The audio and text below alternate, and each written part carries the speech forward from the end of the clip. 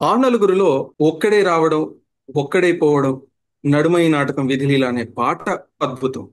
ఆ పాట ఎంత గొప్పదంటే అప్పటి వరకు ఎవరైనా చనిపోతే భగవద్గీత, ఘంటసాల గారి భగవద్గీత వినిపించేటువంటి ఆ స్థానంలో ఆ పాట వచ్చి చేరింది.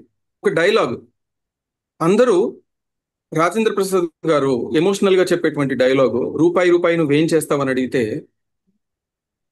అన్నదమ్ముల మధ్య చిచ్చు పెడతాను, భార్యాభర్తలను విడదీస్తాను. ఆ డైలాగ్ మనకు గుర్తొస్తుంటుంది. కానీ అంతకంటే ఇంకొక మంచి డైలాగ్ ఆ సినిమాలో ఉంది. అదేంటంటే ఒక పోస్ట్ మాస్టర్ ఇన్స్పిరేషన్ గా ఆయన తీసుకున్నప్పుడు అక్కడ ఒక బోర్డు మీద ఉన్నటువంటి ఇంగ్లీష్ కొటేషన్ ఆయన తెలుగులో అనువదిస్తాడు. ఏంటంటే, నేను మనిషిని నమ్ముతాను, ప్రేమిస్తాను, ఆదరిస్తాను, ఎందుకంటే నేను కూడా మనిషిని అన్న ఒక చిన్న స్వార్థం. ఆ డైలాగులో ఎంతో మీనింగ్ ఉంది. ఏ జంతువు కూడా తన జాతి జంతువుని తినదు. ఒక కాకి చనిపోతే 100 కాకులు వస్తాయి అనే సామెత మనకు తెలుసు. అలా మనుషులందరూ కూడా ఒకే జాతి. కాబట్టి మనిషికి మనిషే సహాయం చేసుకోవాలి. ఆ నేను మనిషిని అన్న చిన్న స్వార్థంలో ఎంతో ఆత్మీయత ఉంది, ఎంతో వేదాంతం కూడా ఉంది.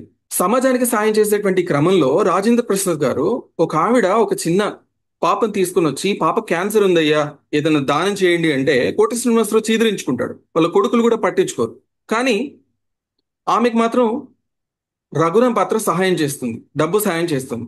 ఆ తర్వాత వచ్చి కంటిన్యూషన్ సీన్ లో అది నాటకం అని తెలుస్తుంది. అంటే ఆ పాపకి ఏ జబ్బు లేదు, ఆమె నాటకం ఆడిందని తెలుస్తుంది. నేను సినిమా చూసేటప్పుడు నేను ఆ క్యారెక్టర్ రియాక్షన్ ఎలా ఎక్స్పెక్ట్ చేస్తానంటే ఐదర్ తను కోప్పడతాడు, లేదంటే వదిలే అని అంటాడు అని అనుకున్నాను. కానీ ఆ క్యారెక్టర్ చాలా నవ్వుతుంది. రఘురాం పాత్ర హ్యాపీగా నవ్వుతుంది. ఎందుకయ్యా నవ్వుతున్నావు, ఆమె నేను మోసం చేసింది కదా అని అడిగితే తను ఏమంటాడంటే, తను మోసం చేసింది కానీ ఆ అబ్బాయికి ఆ జబ్బు లేదని తెలిసింది కదా అని. వాహ్! అసలు ఆ డైలాగ్ విన్నప్పుడు నిజంగా నాకు గూస్ బంప్స్ వచ్చాయి. అంటే ఒక క్యారెక్టర్ లో ఇంత డెప్త్ ఉంటుందా, ఇంత మంచితనం ఉంటుందా? ఆ ఒక్క సీన్ చాలు ఆ క్యారెక్టర్ ఎంత గొప్పదో చెప్పడానికి.